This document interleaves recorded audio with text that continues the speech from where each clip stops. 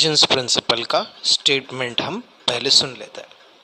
Statement कुछ इस तरह से, each point on wave front acts as secondary source of light emitting secondary light waves called as wavelets in all direction which travels with the speed of light in medium. The new wavefront can be obtained by taking the envelope of these secondary wavelets traveling in the forward direction and thus the envelope of secondary wavelets in the forward direction. The wavelets in the backward direction are ineffective. अभी आपने Huygens principle का statement देखा, ठीक है। तो इस Huygens principle को मैं इंपॉर्टेंट क्वेश्चंस के लिस्ट में डाल देता हूँ। Why is important? बिकॉज एक तो ये एमसीक्यूज में आ सकता है, स्पेशल क्वेश्चन इसका बन सकता है स्टेट ह्यूजेंस प्रिंसिपल की तरह। लेकिन मेरे लिए ये इम्पॉर्टेंट इसलिए है क्योंकि 3 मार्क्स का क्वेश्चन, 4 मार्क्स का क्वेश्चन, बड़े बड़े क्वेश्चंस जो है, जैसे कि रिफ्लेक्शन ऑफ लाइट है, रिफ्रैक्शन ऑफ लाइट है, ये जो बड़े क्वेश्चंस है, इनको समझने के लिए जो चीज़ आपको चाहिए होगा, जो बेस चाहिए होगा, वो कहाँ से मिलेगा आपको? इस ह्यूजेंस प्रिंसिपल से आपको मिल जाएगा। तो आप एक काम कीजिएगा, ह्यूजेंस प्रिंसिपल को अच्छे से समझिएगा। मैं इस स्टेटमेंट को जो है वो 4 टुकड़ों में डिवाइड कर देता हूँ। हर पार्ट जो है वो आपको अच्छे से समझना है। ध्यान दीजिएगा, मैं स्टेटमेंट को एक्सप्लेन कर रहा हूँ लेकिन स्टेटमेंट की हर लाइन को रिपीट नहीं कर रहा हूँ। इसलिए आप लोग, अगर आपके सामने ह्यूजेंस प्रिंसिपल है तो आप उसे एक साइड में रख सकते हैं, जस्ट टू अंडरस्टैंड। पहला लाइन जो है वो बोलता है every point on wave front acts as secondary source of light. तो आपका क्या क्लियर होना चाहिए? वेव फ्रंट, जैसे मैंने बोला, तो वेव फ्रंट के ऊपर का हर एक पॉइंट क्या कर रहा है? It acts as secondary source of light. अगर ये सिलेंड्रिकल वेव फ्रंट है, ये अगर सिलेंड्रिकल वेव फ्रंट है तो इसके ऊपर का हर पॉइंट क्या करेगा? ये बन जाएगा सेकेंडरी सोर्स ऑफ लाइट, ठीक है। इसके ऊपर का हर पॉइंट क्या बना? Secondary source of light. Primary source कौन सा है? जिसने इसे बनाया। लेकिन अब ह्यूजेंस क्या बोलता है कि इसके ऊपर का हर पॉइंट क्या बन रहा है? Secondary source of light. क्या बन रहा है? Secondary source of light. अब हमारे दिमाग में आता है भाई, सोर्स ऑफ लाइट है तो उसका काम क्या होना चाहिए? It gives out light. तो ये वेव फ्रंट के ऊपर का हर पॉइंट बना क्या? Secondary source of light. इसका काम क्या है? लाइट बाहर देना। तो इसने क्या किया? लाइट को बाहर दिया, ठीक है। तो ये जो बाहर निकलने वाली लाइट है, इसको हमने नाम दिया है wavelets. Wavelets, LETS, wave, LETS, wavelets. Wavelength नहीं, वेवलेट्स। पहला step, every point on this wavefront it acts as what? Secondary source of light। पहला पॉइंट।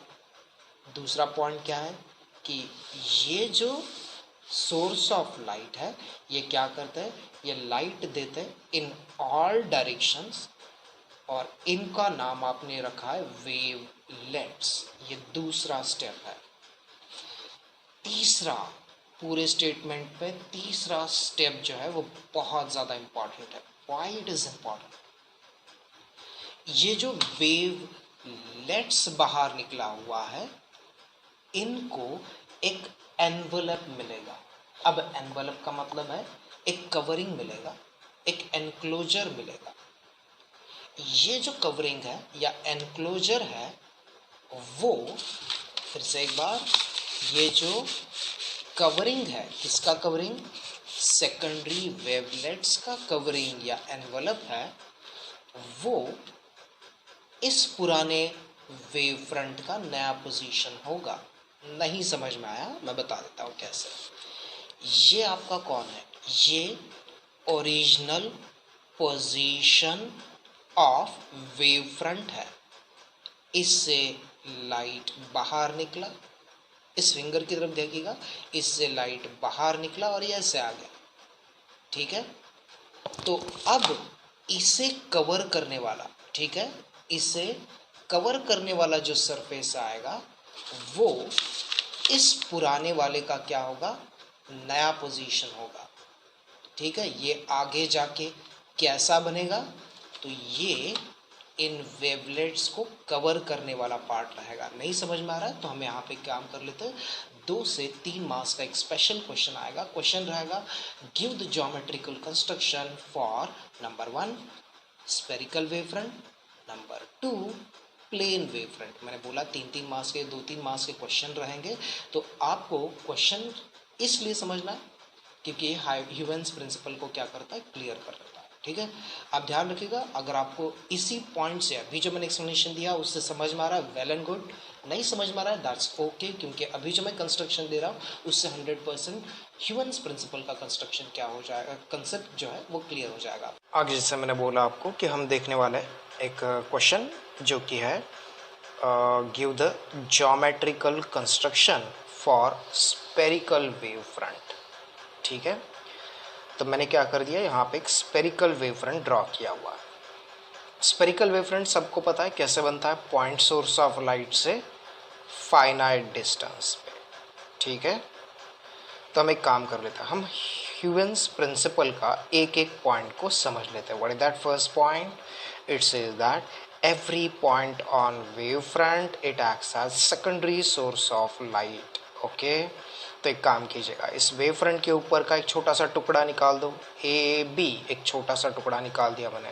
क्यों निकालना वो थोड़ा सा मैं आपको इस क्वेश्चन से रिलेटेड बता देता हूँ, but for the time being आप इस ए बी पार्ट को ही देखिएगा। पीछे वाला पार्ट भी मैं इमेजिन कर सकता हूँ, लेकिन for the sake of convenience we are just going to consider the part on the wave front, that is A B. Statement क्या बोलता है, every point on wave front. तो मैं कोई भी पॉइंट उठा सकता हूँ। मैंने कौन कौन से पॉइंट उठा लिए, पी क्यू और आर मैंने पॉइंट उठा लिए। ठीक है, तो every point on wave front बोला, लेकिन हमने सेलेक्ट कर लिया इन 3 बंदों को। What is that? Point P Q and R, these are the points on wave front. वो क्या है, प्राइमरी सोर्स ऑफ लाइट, लेकिन ह्यूवेन बोलता है कि ये जो पॉइंट्स है वेव फ्रंट के ऊपर के, ये लोग भी क्या बन जाते हैं, सोर्स ऑफ लाइट बन जाते हैं। इनको बोलते हैं सेकेंडरी सोर्स ऑफ लाइट। ये कौन हो गया अपना प्राइमरी सोर्स ऑफ लाइट, जिसने वेव फ्रंट दिया और वेव फ्रंट के ऊपर का हर पॉइंट बन गया secondary source of light. Primary source of light, secondary source of light, got it. इन सभी सेकेंडरी सोर्सेस से लाइट बाहर निकलेगा। देखिए मैंने इनसे लाइट बाहर दिखा दिया, कौन कौन सा, ये जो पिंक कलर का आपको सर्कल्स दिख रहा है, ये सारे सर्कल्स कैसे है, these are the lights which are coming, these are the light which are, this is the light which is represented by pink colour from source P Q and R. इन तीनों से लाइट को मैंने क्या किया, अब बाहर जाते हुए दिखाया। इन पिंक पार्ट्स का नाम क्या रखा है, हमने इनको बोला है वेवलेट्स, LETS, वेवलेट्स। मैं फिर से बोल रहा हूँ, लेंथ्स नहीं, वेवलेंथ नहीं, क्योंकि बहुत बार क्वेश्चन के अंदर जब मैं आंसर देखता हूँ बच्चों का, तो वो बच्चे यहाँ पे वेव लेंथ लिख देते, लिखना चाहिए आपको वेवलेट्स। तो पिंक वाला पार्ट वेवलेट्स। ठीक है, तो ध्यान दीजिएगा, हमारा PQR क्या बन गया, secondary source of light. Pink वाला पार्ट जो है वो है वेवलेट्स। अगला स्टेप बहुत ज़्यादा इम्पॉर्टेंट है, क्या बोलता है वो, कि एक एनवलप आएगा जो इन सभी वेवलेट्स को कवर करेगा या टच करेगा। अब वो जो पार्ट है मैं यहाँ पे दिखाने का ट्राई करता हूँ, आप ध्यान दीजिएगा कि इन सभी को टच करने वाला, सिर्फ टच करने वाला एक सरफेस आना चाहिए, और वो क्या करेगा, PQR से निकले हुए वेवलेट्स को टच करेगा। लेकिन ज्योमेट्री क्या बोलता है, ज्योमेट्री बोलता है कि जिस चीज़ को आप टच करोगे वो उस चीज़ का क्या बन जाता है, टेंजेंट बन जाता है। तो मैं क्या करने वाला हूँ, इन सभी का एक कॉमन टेंजेंट बना लेता हूँ, और वो कॉमन टेंजेंट जो है वो इस पुराने वाले का नया पोजीशन होगा। मैं ट्राई कर रहा हूँ, ध्यान दीजिएगा, मैं एक फ्री हैंड डायग्राम ड्रॉ कर रहा हूँ, लेकिन आप लोग जानते हैं कि इन सब को टच करने वाला सरफेस किस तरह से होगा। मैं एक फ्री हैंड डायग्राम ड्रॉ कर रहा हूँ, आप लोग इसे राउंडर की मदद से भी क्या कर सकते हैं, ड्रॉ कर सकते हैं। ध्यान दीजिएगा, शायद से आपको यहाँ पे दिख रहा होगा कि मैं एक फ्री हैंड डायग्राम से यहाँ पे इसको टच कर रहा हूँ। आपको राउंडर से निकालना है इसे, मेरे पास अभी हाथ में नहीं है राउंडर, तो मैं इसे फ्री हैंड डायग्राम से दिखा रहा हूँ। ध्यान दीजिएगा कैसा हुआ, ये जो है ना, ये सरफेस अगर मैं इसको कंटिन्यू कर लेता हूँ, ठीक है, अगर ये वाला जो डॉटेड पार्ट मैंने दिखा हुआ है, दिस डॉटेड पार्ट अगर मैं इसको कंटिन्यू करूँ तो विल फाइंड दैट वो इसी स्पीयर के आसपास एक दूसरा क्या बना लेगा, स्पीयर बना देगा। फिर से एक बार, ये जो डॉटेड पार्ट है, सर्कल आपको दिख रहा है यहाँ पे, बराबर ना, लेकिन हम जानते कि 3D में कैसा होगा, स्पीयर होगा। अगर मैं इन सभी वेवलेट्स को कवर करूँगा, वेवलेट समझा ना, पिंक वाला पार्ट को अगर मैं कवर करूँगा एक एनवलप में और या फिर एक पैकेट में रखूँगा, तो वो डॉटेड पार्ट की तरह दिखेगा, and this dotted part is going to be sphere, spherical structure होगा। अगर इसी डायग्राम की बात करें तो ये डॉटेड क्या दिखेगा आपको, एक तरह का सर्कल दिखेगा। ध्यान दीजिएगा, आपको समझेगा अभी कि इसको अगर मैं पूरा कंटिन्यू करूं तो वो क्या दिख जाएगा, आपको एक सर्कल दिखेगा। वो वाला पार्ट इसको सर्कल को बना रहा है, तो पेंसिल वाला पार्ट भी क्या होगा, ये इसको सर्कल की तरह बना देगा। तो फाइनल पार्ट या थर्ड पार्ट क्या है, थर्ड पार्ट बोलता है कि जो एनवलप है, जो इन सभी पिंक वाले भाई साहब को क्या कर रहा है, कवर कर रहा है, वो डॉटेड वाला पार्ट इस ब्लू वाले का नया पोजीशन होगा। मतलब ब्लू, ये वाला जो अंदर का स्पीयर है, वो फ्यूचर में या आगे ट्रैवल करके कैसा बनेगा, तो ये डॉटेड लाइन जो मैंने पेंसिल से दिखाया उसकी तरह हो जाएगा।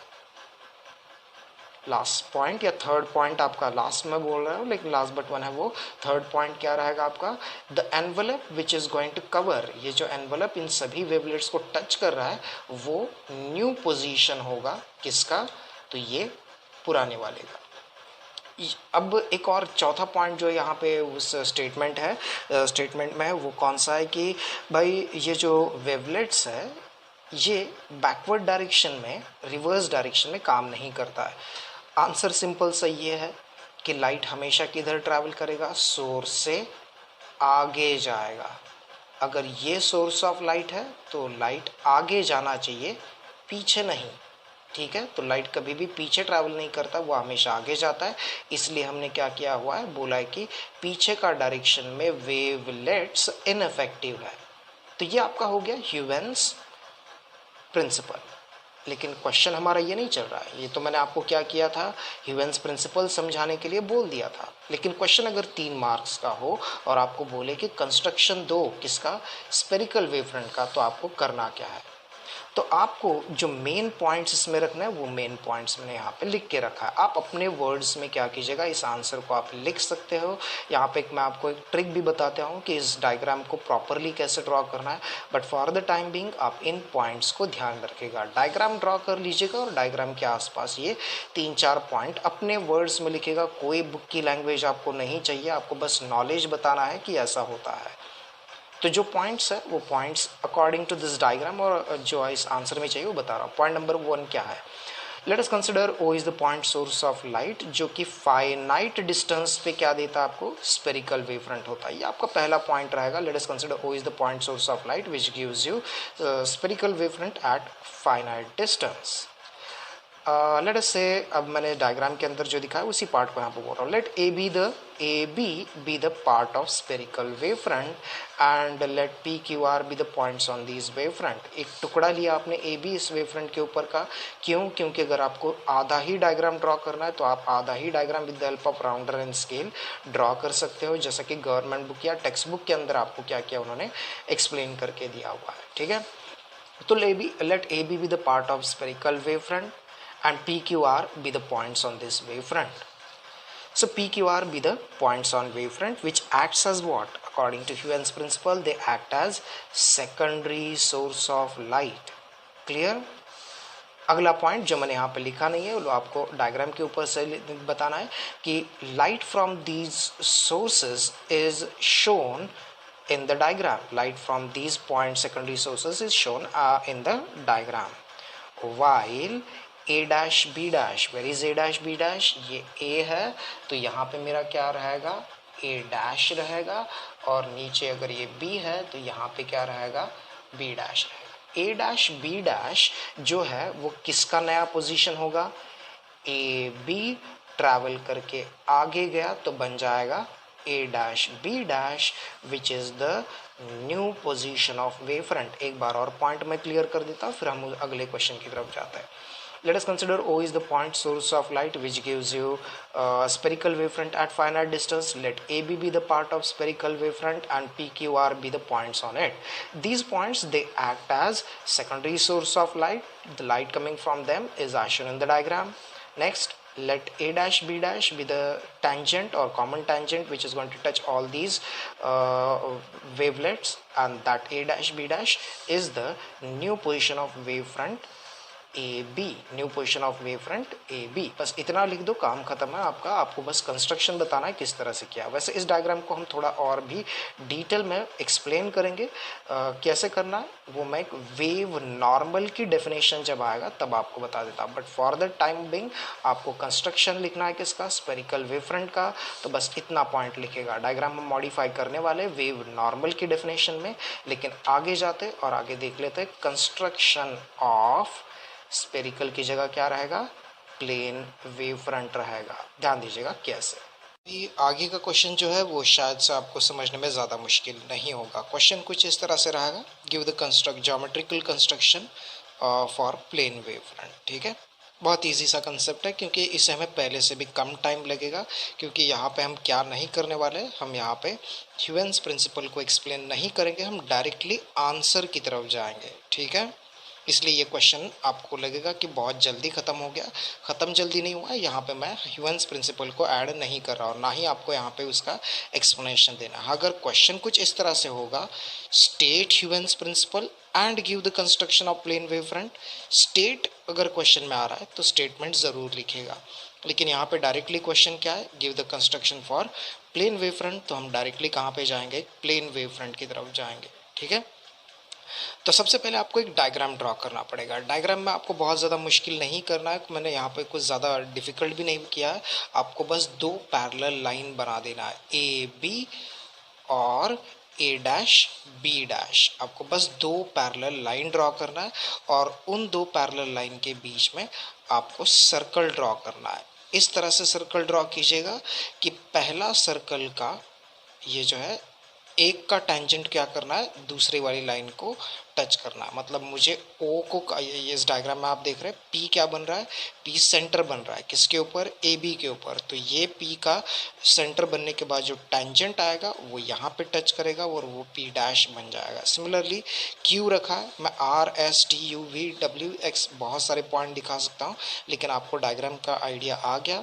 You are just suppose to draw two parallel lines with circle, center of circle on first line and tangent of that circle being the next line।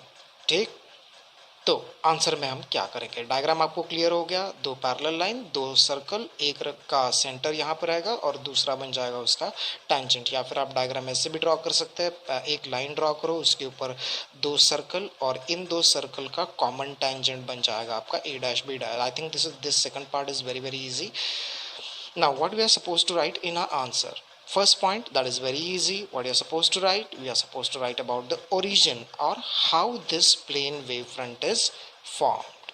पहला लाइन आपको याद होगा, हमने wavefront कैसे बनता है वो लिखा है, we know that। पहला लाइन आपका क्या रहेगा, we know that from point source but at infinite distance we are going to get plane wavefront। and what is that plane wavefront, plane wavefront is AB। Got it? So the first line is let AB be the part of plane wavefront, not मैंने spherical गलती से लिखा, that is plane wavefront। AB is the part of plane wavefront। Now यहाँ पे मैं तीन circle draw करने वाला था, लेकिन डायग्राम क्या हो गया मेरा, थोड़ा छोटा हो गया, इसलिए मैंने पॉइंट पी और क्यू लिया हुआ है। आप तीसरा सर्कल बना के आर भी ले सकते हो। सो ये हो जाएगा आपका P Q and third is R. But as there are no 3 points, I am going to deal with only 2 points. मैंने एक्सप्लेनेशन में पी क्यू आर बोला है, but there is no third circle, that's why I am going to talk like this. मैं यहाँ पे answer कुछ इस तरह से लिखूंगा, let P and Q be the 2 points on wave front which are yes secondary source of light। ये कैसे act हो जाते हैं, they act as secondary source of light। if these two are secondary source of light, आप 4 5 6 भी ले सकते हो, but P and Q, these are the points on secondary, these are the points on wavefront which acts as secondary source of light, and light is shown from them in the form of circles। got it? आप पीछे वाला circle को dotted बना सकते हो या फिर आप नहीं बनाओगे तो भी चलेगा, बिकॉज ह्यूमन बोलता है कि light is not going to, wavelets are not going to be effective in backward direction. तो आप इसको कंप्लीटली स्किप कर सकते हो या फिर आप डॉटेड लाइन बना दो या फिर एकदम फेंट बना दो। मैंने समझाने के लिए बोला ये कलरफुल लाइंस यूज़ किया हुआ है, ऑब्वियसली आप पेंसिल और रबर स्केल यूज़ करने वाले हो, ये बस मेरा एक्सप्लेनेशन के लिए है। तो हमने सेकंड पॉइंट क्या लिखा, let P Q R be the point source of light and these points they act as secondary source of light. Third point obviously मैंने वहां पे लिखा नहीं है, मैं बस एक्सप्लेन करने वाला हूँ।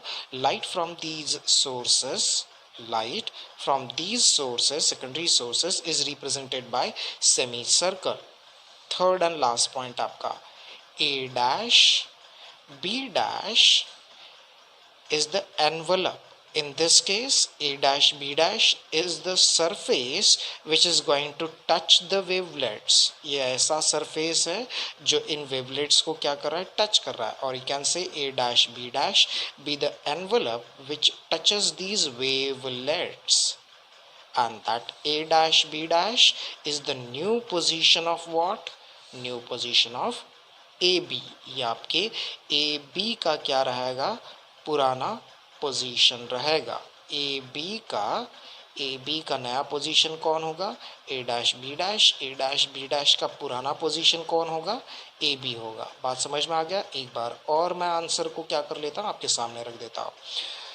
आप एक एक पॉइंट को ध्यान से समझिएगा, कुछ पॉइंट्स यहाँ पे नहीं है तो आप लोग अपने मन से आंसर के अंदर लिख सकते हो। What is the first point, let us consider A B is the part of plane wave front which we get from point source at infinite distance. Let PQR be the point source of be the secondary source of light, be the points on this wavefront which acts as the secondary source of light. Light from these sources is represented by semicircle or semicircle as you draw in the diagram। जैसा आप draw कर रहे हो वैसा, as these PQR से निकला हुआ light मैंने कैसे दिखा दिया, is shown in the form of circles in the diagram। A dash B dash is the envelope or the surface which touches all the secondary wavelets, and that A dash B dash is the new position of wavefront AB। A dash B dash is the new position of wave front A B. तो ये रहेगा आपका कौन सा, 2-3 marks का question जो भी रहेगा अभी अकॉर्डिंगली मार्क सिस्टम जो आप बनाया है उसके हिसाब से वो मार्किंग को क्या कर सकते हैं, एडजस्ट कर सकते हैं। मैं 2-3 मार्क क्यों बोल रहा हूँ, बिकॉज शायद से कभी कभी ये डायग्राम के सिर्फ डायग्राम ड्रॉ करने के लिए भी आपको क्वेश्चन आ सकता है, इसलिए आप लोग क्या कीजिएगा, मार्किंग की तरफ ध्यान मत दीजिएगा, मार्किंग हम बाद में एडजस्ट कर लेंगे, लेकिन अभी के लिए आप आंसर की तरफ ध्यान दीजिएगा। फिर से यहाँ पे एक बात जोड़ दूँ, ये डायग्राम अभी मैंने इनकम्प्लीट रखा हुआ है। क्यों रखा हुआ है, क्योंकि मुझे यहाँ पे एक और कंसेप्ट को क्लियर करना है, and that is called as wave normal, और it is also called as ray of light. वो क्या है मैं अभी पहले आपको बता देता हूँ, ठीक है। डेफिनेशन को ध्यान से सुनिएगा, what is mean by wave normal, और उससे हम आगे कंटिन्यू कर लेते हैं। Okay, what is the definition, definition बहुत सिंपल है, ध्यान दीजिएगा। हमने यहाँ पे लिखा हुआ है perpendicular which is drawn on the surface of wavefront is called as wave normal, which is also called as a ray of light। फिर से एक बार, वेव फ्रंट के ऊपर कहीं पे भी आप अगर आप एक परपेंडिकुलर ड्रॉ करें तो वो परपेंडिकुलर क्या हो जाएगा, वेव नॉर्मल हो जाएगा, which is also called as what, a ray of light. तो मैंने इस डायग्राम को और पिछली वाली डायग्राम को भी बोला था कि वो इनकम्प्लीट है, वो कंप्लीट कब होगा, जब मैं इसके ऊपर क्या दिखा दूं, वेव नॉर्मल दिखा दूं। तो वेव नॉर्मल को मैं यहाँ पे दिखा रहा हूँ, ध्यान दीजिएगा। मुझे यहाँ पे परपेंडिकुलर ड्रॉ करना है, लेकिन परपेंडिकुलर किसके ऊपर मैं ड्रॉ करूंगा, I am going to draw the perpendicular on wave front, ठीक है। वेव फ्रंट के ऊपर हम ड्रॉ कर लेते हैं, देखिएगा कैसा मैं ड्रॉ करता हूँ। सो ये अगर मैं सीधा ड्रॉ कर लेता हूँ आगे, और यहाँ पे भी मैं क्या कर लेता हूँ, सीधा आगे ड्रॉ कर लेता हूँ, ठीक है। तो ये मेरे क्या बन जाएंगे, these two are going to be my wave normals. Why wave normals, because वो वेव फ्रंट को क्या कर रहा है, वेव फ्रंट जो ये वाला पार्ट है इसको ये क्या कर रहा है, परपेंडिकुलर है। तो यहाँ पे भी क्या हो गया, ये वेव फ्रंट बन गया और वेव फ्रंट का परपेंडिकुलर क्या बोला जाएगा, वेव नॉर्मल। आप 3 सर्कल बना रहे हो तो 3 क्या हो जाएगा, रेज आपको मिलेगा। ठीक है, एग्जैक्टली सेम वे मैं पीछे भी जाऊंगा और पीछे वाला डायग्राम मैंने बोला था वो भी इनकम्प्लीट है, तो वो डायग्राम भी हम क्या कर लेते हैं, क्लियर कर लेते हैं। ठीक है, उसे भी हम कंप्लीट कर लेते हैं। तो यहाँ पे क्या हो रहा है आपका, ये आपका O जो है वो primary source of light, P जो है वो पॉइंट था, और यहाँ पे अगर आपको याद आ रहा है तो ये वाला जहाँ पे टच किया वो कौन बन जाएगा, ऑब्वियसली बन जाएगा P डैश। ठीक है, आगे मैं Q डैश और R डैश भी बनाऊंगा, लेकिन समझाने के लिए इस डायग्राम के ज़्यादा मैं ख़राब नहीं करूँगा। आप इस डायग्राम को सिर्फ समझिएगा कंसेप्ट को, कि यहाँ से मैं लाइन ड्रॉ करूँगा जो कि आगे निकल जाएगा।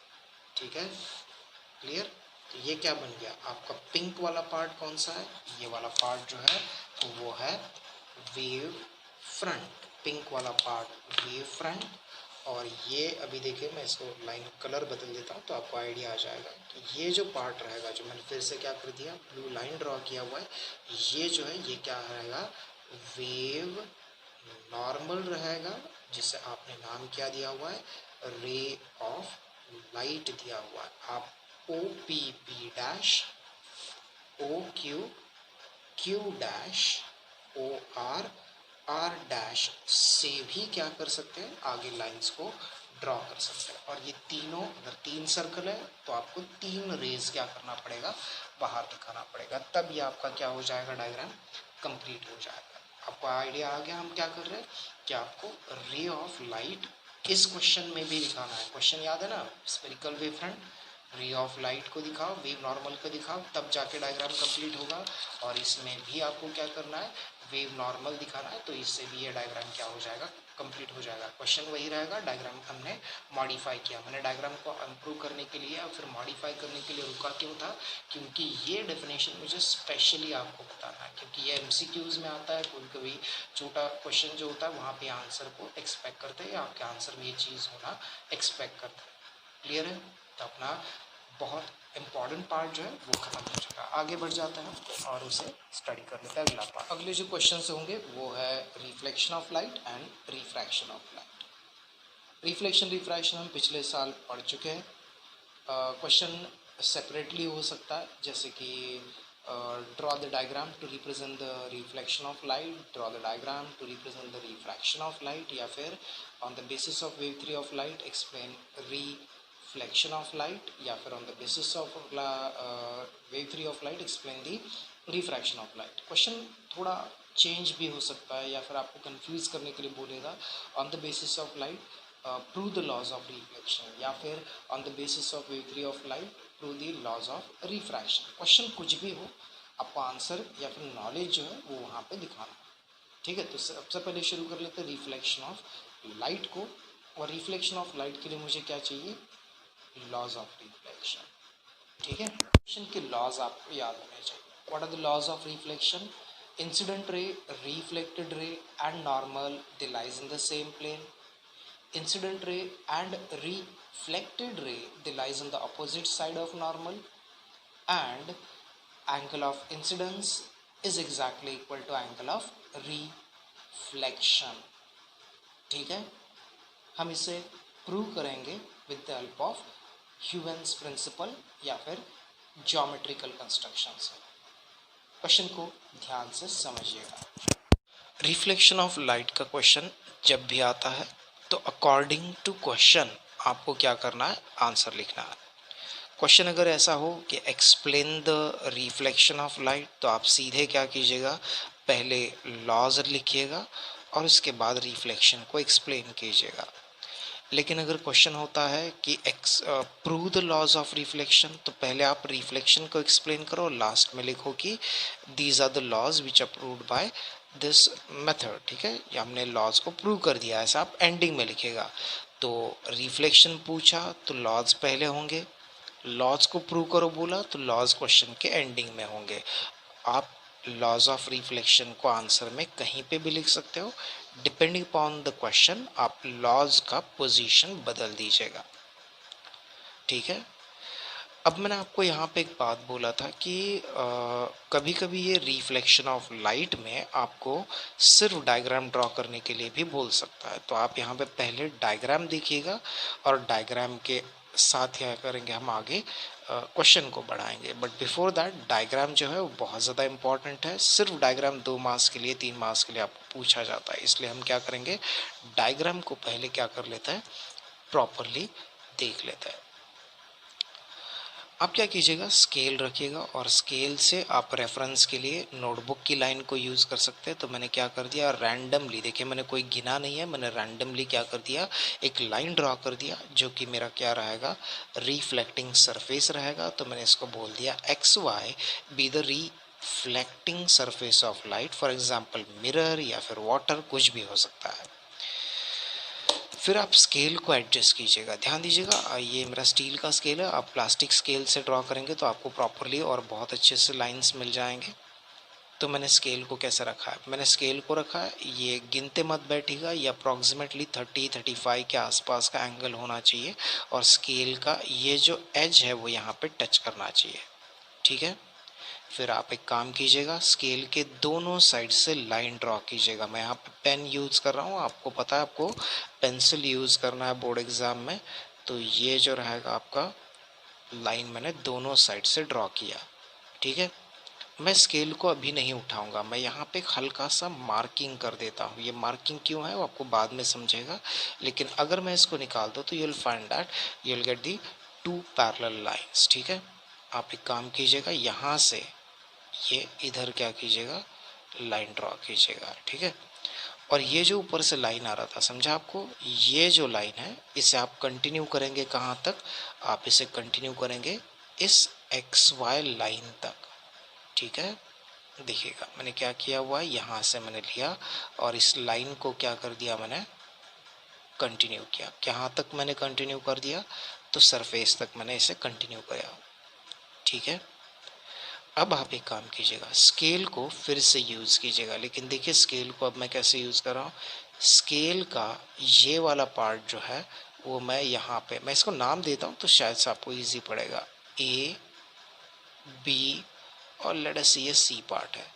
तो स्केल का ये वाला पार्ट, ऊपर का पार्ट मैंने कहाँ पे टच किया, ए पॉइंट पे, ठीक है। और नीचे वाला पार्ट जो है मैंने कहाँ पे रख दिया, सी पॉइंट पे, ठीक है। आप एडजस्ट कर लीजिएगा ए और सी पे स्केल को, ये मैंने कर लिया। और अब आप एक काम कीजिएगा, यहाँ से रेज को इधर जाते हुए दिखाएगा, ये बहुत इजी है। तो हुआ क्या, लाइट आया इधर से, जो स्ट्राइक करके किधर निकल गया, इधर निकल गया, समझा आपको। लाइट आया इधर से, स्ट्राइक किया और ये इधर निकल गया, समझा आपको। आप ऐसे भी कंसिडर कर सकते हो कि लाइट इधर से आया, स्ट्राइक करके इधर निकला। ये बात आपको समझ में आ गया, आपको इस तरह से जाना है। अब आप जानते हैं कि जहाँ पे लाइट आके स्ट्राइक करता है that is called as the point of incidence. तो मैं यहाँ पे एक काम कर लेता हूँ, मैं यहाँ पे एक परपेंडिकुलर ड्रॉ कर लेता हूँ। तो ये मेरा क्या रहेगा, नॉर्मल रहेगा, ठीक है। मैं इसका नाम एम रख देता हूँ, एम ए। तो सब लोग जानते हैं कि the angle between incident ray and normal is called as angle of incidence, right? While the angle between, देखिएगा ये इंसिडेंट है और ये कौन है, रिफ्लेक्टेड है, ठीक है। तो ये एंगल आपका कौन रहेगा, this angle is angle of reflection. Clear हो गया।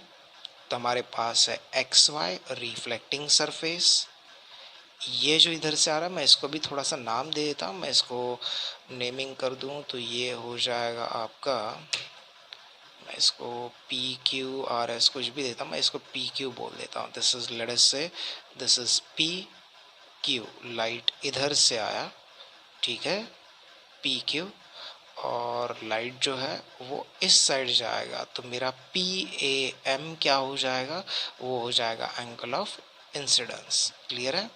और एम ए, और ये मैं आगे कंप्लीट नहीं कर रहा, मैं बस इसको आगे कर देता हूँ इसको, ठीक है। और इसको मैं एम ए, इस साइड पी क्यू है तो मैं इसको क्यू क्यू डैश भी दे देता हूँ, जिससे ये क्या हो जाएगा, आपका रिफ्लेक्टेड लाइट दिखेगा, ठीक है। अभी के लिए आपको डायग्राम समझा के नहीं दिखेगा, एक बार और मैं इस डायग्राम को कंप्लीट कर लेता हूँ क्योंकि ये इंपॉर्टेंट है, आपको सिर्फ डायग्राम के लिए भी बोल सकता है। तो मैंने क्या कर दिया, मैंने स्केल को रखा कुछ इस तरह से, so that I am going to get the 90 degree angle. समझता है ना आपको, ये जो होता है ये हमारे लिए क्या बन जाता है, स्केल का ये वाला एंगल जो है वो हमारे लिए बन जाता है 90 डिग्री का एंगल, और उसे यही मैं यूज़ किया हूँ, ठीक है। हम इसका थियरी की तरफ जाएंगे, but before moving to this I just want you people to practice this diagram again. हम अगले लेक्चर में क्या कर लेते हैं, इसका क्वेश्चन को कंप्लीट कर लेते हैं। फॉर द टाइम बीइंग आप इसको प्रैक्टिस कीजिएगा डायग्राम को।